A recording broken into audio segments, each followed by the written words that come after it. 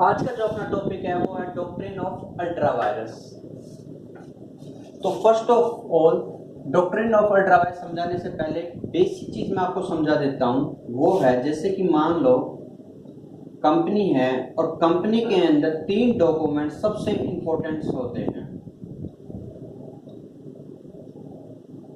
First है articles of association, second one है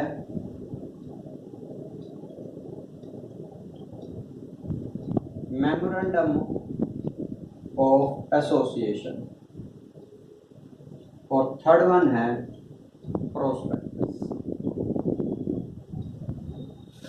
articles of association के अंदर कंपनी के इंटरनल मैटर्स होते हैं, वहीं प्रोस्पेक्टस के अंदर कंपनी कैसे शेयर इशू करेंगे उस चीज की बात की जाती है।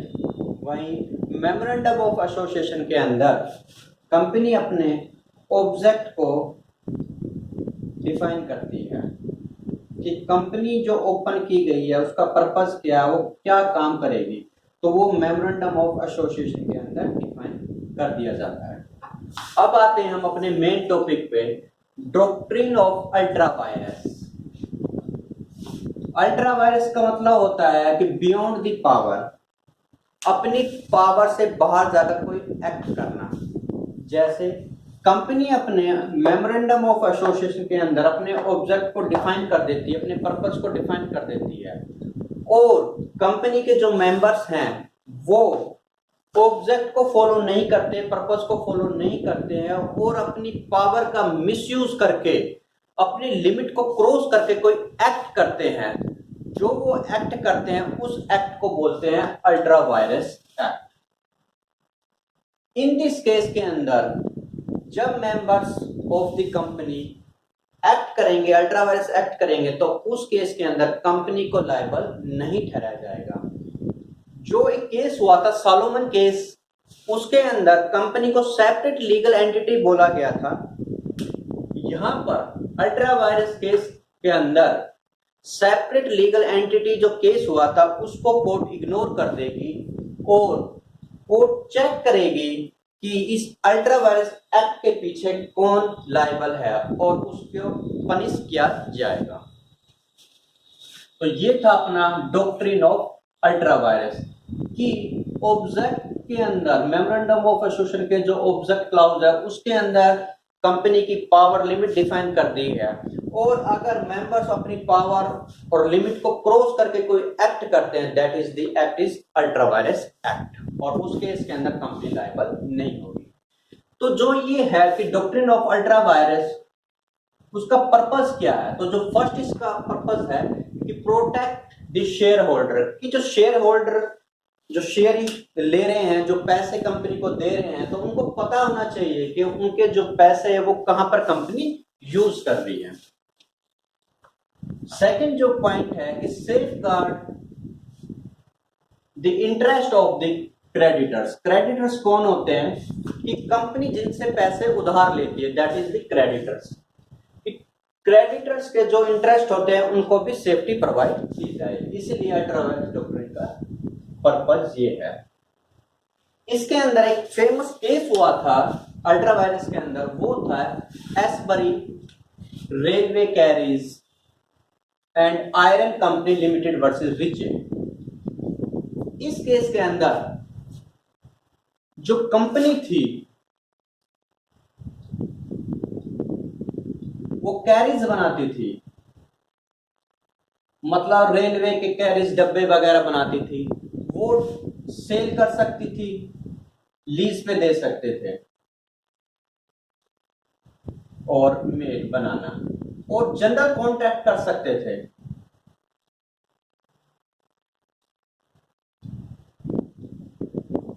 To the related to the carriage. वहीं कंपनी को एक कॉन्ट्रैक्ट मिला बेल्जियम के अंदर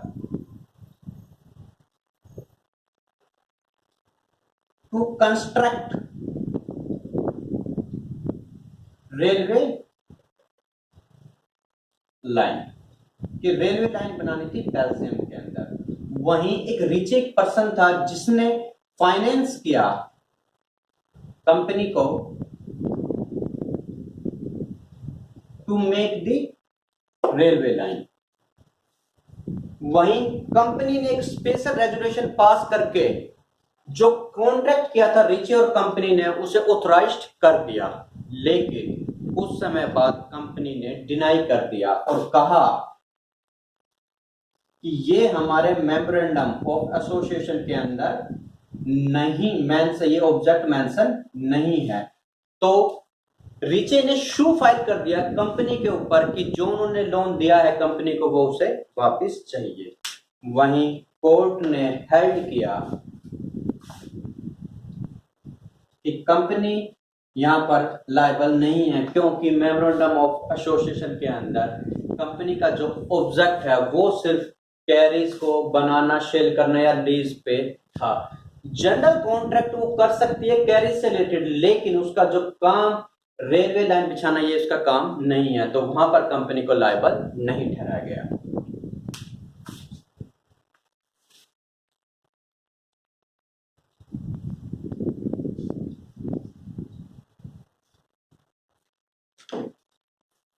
डॉक्ट्रिन ऑफ अल्ट्रा वायरस के अंदर जो पॉइंट आएंगे, जो कंटेंट आएंगे वो इस प्रकार से होंगे कि कंपनी कोई एक्ट कर रही है, मतलब मेमोरेंडम ऑफ एसोसिएशन के अंदर जो ऑब्जेक्ट क्लाउज है उसके अंदर कंपनी के एक्ट वर्क को डिफाइन किया गया है, उसका पर्पस डिफाइन किया गया है। और अगर मान लो उसके अंदर कोई काम है जो मेमोरेंडम ऑफ एसोसिएशन के अंदर डिफाइन नहीं किया गया है, लेकिन जो कंपनी जो एक्ट कर रही है वो लीगली कर रही है, तो उस केस के अंदर कंपनी को लायबल नहीं ठहराया जाएगा। सेकंड जो पॉइंट है कि कंपनी ने कोई अल्ट्रा वायरस ट्रांजैक्शन की है, तब उस केस के अंदर कंपनी को लायबल नहीं ठहराया जाएगा। और अगर किसी थर्ड पर्सन ने कंपनी को लोन दिया for the ultra vires act के लिए, तो company will be not liable. Fourth जो पॉइंट है कि कोई ट्रांजैक्शन की है, मेंबर्स ने अल्ट्रा वायरस ट्रांजैक्शन की है, अपनी पावर से बाहर जाकर कोई ट्रांजैक्शन की है, और चाहे कंपनी के मेंबर्स ने या डायरेक्टर्स ने कंसेंट दे दी हो या रेजोल्यूशन पास कर दिया हो, तब भी उस केस के अंदर कंपनी को लायबल नहीं ठहराया जाएगा। फिफ्थ जो पॉइंट है कि आर्टिकल ऑफ एसोसिएशन के अंदर पावर नहीं थी एक्ट करने की और कंपनी कोई एक्ट कर देती है, तो उस एक्ट को भी अल्ट्रा वायरस एक्ट बोला जाएगा। अगर मान लो कोई कंपनी कोई एक्ट करती है जो डायरेक्टर की पावर में नहीं है लेकिन कंपनी की पावर में है, तब उस केस के अंदर कंपनी को लायबल नहीं ठहराया जाएगा और उस एक्ट को अल्ट्रा वायरस एक्ट नहीं बोला जाएगा।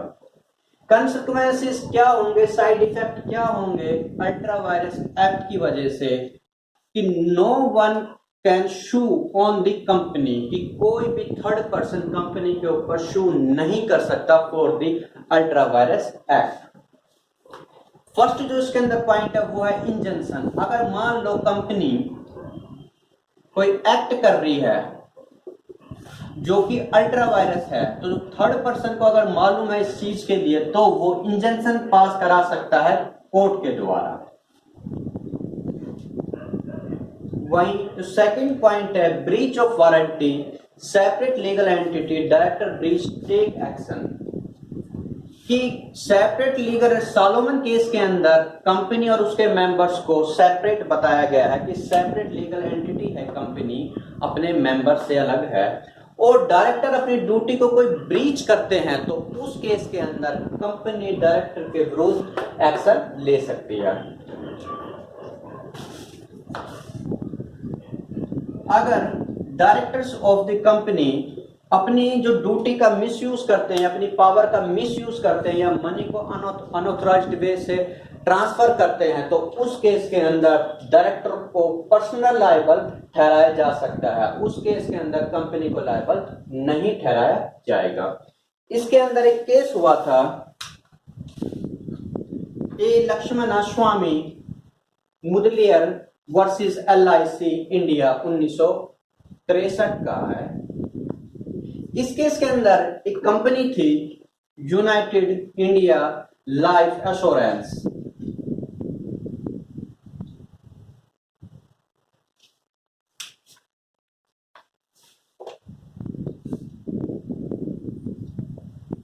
ये जो कंपनी थी वो लाइफ इंश्योरेंस कर सकती थी।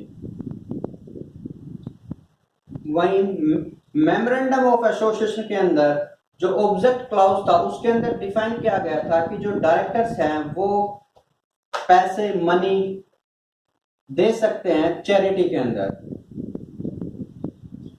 वहीं share holder of the company ने रेजुलेशन पास करके डायरेक्टर को ऑथोराइज कर दिया कि आप 2 लाख रुपए एक ट्रस्ट को ट्रांसफर कर दो।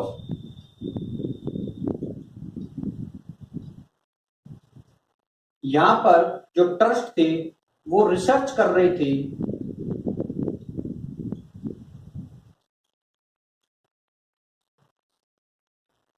Science and business.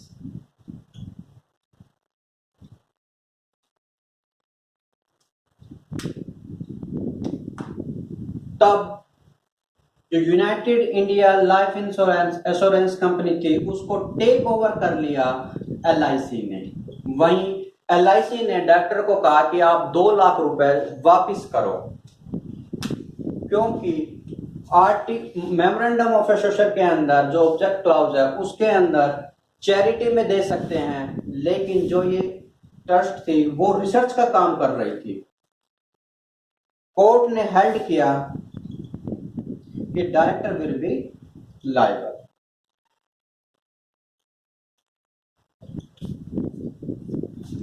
फोर्थ जो पॉइंट है कि अगर कंपनी ने कोई कॉन्ट्रैक्ट किया है अपनी पावर से बाहर जाकर, तो जो कॉन्ट्रैक्ट किया है वो वॉइड है और उस केस के अंदर कंपनी को लायबल नहीं ठहराया जाएगा, कंपनी के मेंबर्स को लायबल ठहराया जाएगा।